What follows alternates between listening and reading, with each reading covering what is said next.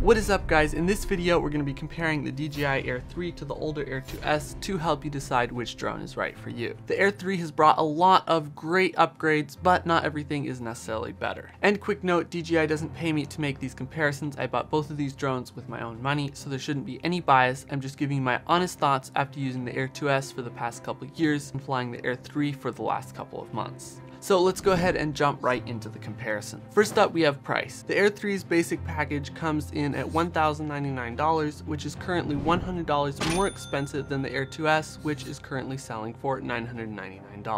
And because the Air 2S isn't the latest generation, you can get a refurbished drone, which will give you another $320 off. So the Air 2S wins on price. Next up, we have weight and size. The Air 3 weighs in at 720 grams or 1.6 pounds, while the Air 2S comes in at just 595 grams or 1.3 pounds. And the Air 3 is a fair bit bigger, both folded and unfolded, so point to the Air 2S for being both smaller and lighter. And next up, we have image sensor size. The Air 3 has a 1/1.3 inch sensor for both cameras, which is the same size sensor as on the Mini 3 Pro, whereas the Air 2S has a 1 inch sensor, which is about 60% larger and, at least in theory, should give us cleaner images and better dynamic range. So point goes to the Air 2S. Next is focal length. The Air 3 easily wins this category with both a 24mm wide-angle camera and a separate 70mm telephoto camera, which massively expands your creative opportunities by giving you a totally different perspective and helping create depth compression and accentuate parallax. And for me, the 70mm telecamera on the Air 3 is one of the biggest reasons to go for it over the Air 2S. The Air 2S, on the other hand, has a single camera, which is slightly wider at 22mm, and it does also have a high-quality cropped-in 4K 60 mode that's equivalent to a focal length of about 35mm, but it's still a far cry from the Air 3's dual cameras. Now let's talk about the performance of these two drones. First up, flight time. The Air 3 is rated at 46 minutes of flight time versus only 31 minutes on the Air 2S, so massive advantage to the Air 3. Now in real life, neither of these drones will exactly hit their rated flight time, but coming from the Air 2S, the longer battery life on the Air 3 is a real game changer, letting you get a lot more shots in one flight without having to land and swap batteries. Next is top speed. The Air 3 claims 47 miles per hour in sport mode with 22 miles per hour ascent and descent speed, while the Air 2S claims 42 miles per hour with 13 miles per hour ascent and descent. Now you might think that is only 5 miles per hour faster, but in real life there is a pretty noticeable difference. The Air 3 just feels a lot more snappy and aggressive, and being able to ascend and descend almost twice as fast is a huge advantage. So point to the Air 3. Next is wind resistance. The Air 3 claims to be able to handle winds up to 27 miles per hour versus 23 miles per hour for the Air 2S. Now I've flown both of these drones in winds that I'm pretty sure were higher than 23 or 27 miles per hour, and they both do great, but while I haven't done side-by-side tests, the Air 3 does seem to handle high winds a bit better with its more powerful motors, and I've been extremely impressed with just how steady it stays even in gusty, buffeting wind. So again, point to the Air 3. Next up is maximum control range. The Air 2S is rated at 7.5 miles, while the Air 3 takes it up to 12.4 miles with the new OcuSync 4 transmission system, and when I tested them against each other in pretty challenging conditions, I managed to get a maximum range of about 7,000 feet on the Air 3 versus about only 5,300 feet on the Air 2S with the DJI RC, or 6,100 feet with the RCN1. Now keep in mind that in better conditions you'll get a longer control range with both of these drones, but point goes to the Air 3 for better range. Next is obstacle avoidance. The Air 2S has forward, backward, upward, and downward obstacle avoidance, but it lacks sideways sensors, so it's completely unprotected if you're flying left and right. The Air 3, on the other hand, has full 360-degree obstacle avoidance, so you're protected from all directions, which makes it so you can confidently get sideways shots without having to worry as much about crashing the drone. Both drones do a great job avoiding obstacles in the directions they have sensors, but the Air 3's obstacle avoidance system is a lot more advanced, and even when I put it through some of the most challenging environments I could find in my active track test, it didn't crash a single time, even though it did clip a couple twigs. Now, as good as obstacle avoidance has gotten, it's still not perfect. Even with the Air 3, you're not immune to crashing into small objects like bare twigs or wires. So keep that in mind with either drone. And speaking of crashes, next up is durability and build quality. I've crashed my Air 2S quite a few times, sometimes pretty hard, and it's never been damaged beyond broken props. Now that's not to say it's unbreakable, but the Air 2S's durability is extremely impressive. And I've only crashed the Air 3 once so far, but it came through just fine, and it seems to be built pretty well,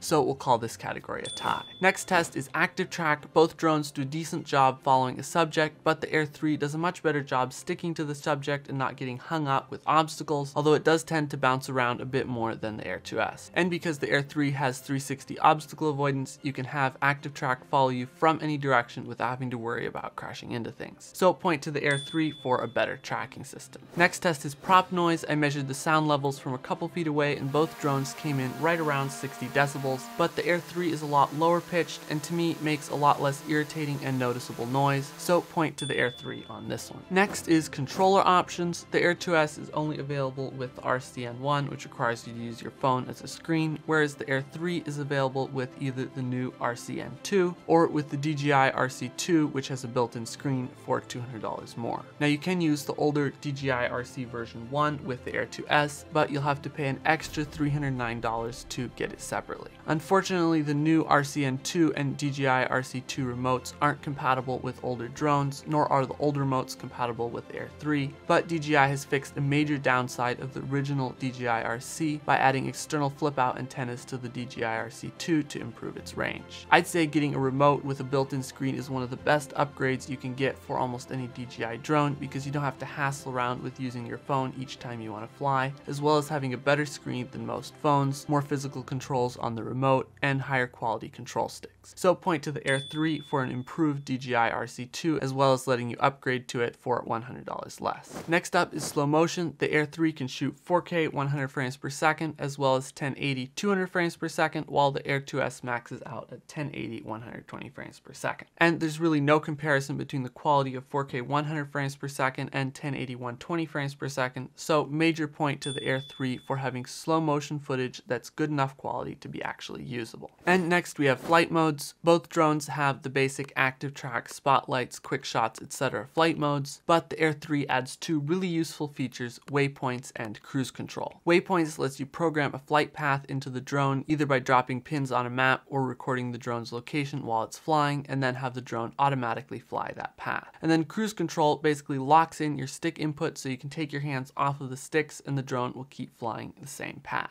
Both of these are really useful features that were previously only available on the Mavic drones, so it's really great that DJI has added them on the Air 3. Next up is GPS lock time. Testing both drones in the same spot, the Air 3 took 44 seconds from first being powered on, while the Air 2S took slightly longer at 48 seconds. Now that's not a very big difference, but when you turn the drones off and back on again in the same general area, let's say to swap batteries, the Air 3 acquires GPS lock in just 22 seconds from startup, while the Air 3 still takes a full 48 seconds. And from dozens of flights with both drones, the Air 3 overall just seems to be quite a bit quicker at finding satellites, updating the home point, and being ready to take off.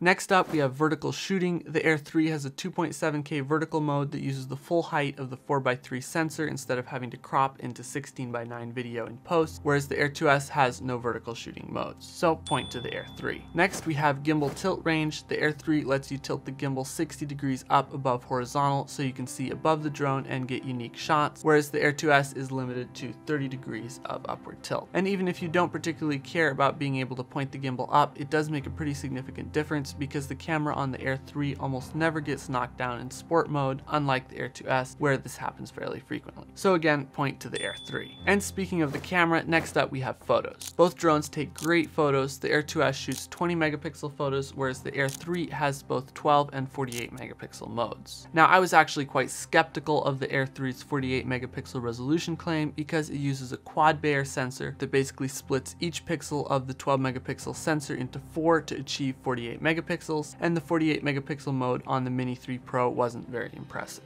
But after doing some side-by-side tests, I found that the 48 megapixel photos are much more detailed than the normal 12 megapixel shots, and they're pretty close in detail to the Air 2S's 20 megapixel photos. Probably still a slight edge to the Air 2S because of the larger sensor, but we'll call this one a tie. And now moving on to video tests, which is one of the most important things to me. First up, we have resolution and frame rate. The Air 3 maxes out at 4K at 60 frames per second, while the Air 2S can shoot 5.4K video up to 30 frames per second, along with 4K at 60 frames per second, albeit with a pretty significant crop. And the Air 2S's 5.4K footage is significantly more detailed than the Air 3's 4K. Now, the difference in detail isn't something you'll really be able to see on a smaller screen, but watching the footage full screen on a 32-inch 4K monitor monitor, you can definitely tell the difference. So point to the Air 2S for higher resolution and more detail. Next up is log and flat color profile options. Both drones have both hybrid log gamma and D-log M, so again, a tie. Next question is which drone has more pleasing and natural colors in log, hybrid gamma, and normal color profiles. In D-log, after a quick basic grade, both drones are pretty similar. The Air 3 is a bit warmer and greener, while the Air 2S is a bit cooler and more magenta shifted. In hybrid log gamma, again, they have slightly different color casts, but the Air 3 has much more pop and contrast in mid-tone areas, which makes it much easier to grade. Now, one little issue with the Air 3, specifically in hybrid log gamma, is that the drone will adjust the contrast of highlight and shadow regions in the middle of a shot, which can become noticeable, especially if you speed the footage up. So there's upsides and downsides. I'm going to call this one a tie as well. And if you don't want to color grade your footage, you just want to use the normal color profile, which has better straight out of camera colors. The Air 3 does a much better job preserving the detail in both the highlights and shadows in normal color profile than any of DJI's previous drones that I've tried, and it has a lot more pop and life to the footage than the Air 2S. So the Air 3 is the clear winner here. It's actually the first drone I'd say that you can get away with using normal color without losing a lot of quality. Moving on to dynamic range, the Air 3 has dual native ISO HDR on both cameras, and I was really curious how that would stack up to the larger sensor on the Air 2S. And after doing some controlled studio tests, I found the Air 3 actually has better dynamic range than the Air 2S in both D-log and normal color. And the improved dynamic range is something I've noticed in real-world use as well, so again, point to the Air 3. And finally, which drone does better in low light? With the Air 2S having a larger sensor, you would expect it to perform better in low light, but because of the Air 3's f1.7 aperture and newer sensor tech, the Air 3 actually has a brighter image and less noise at ISO 3200 than the Air 2S does at ISO 6400. And with both drones at ISO 6400, the Air 3 still produces cleaner images than the Air 2S, as well as being much brighter, so major point to the Air 3. So overall video quality, which is better?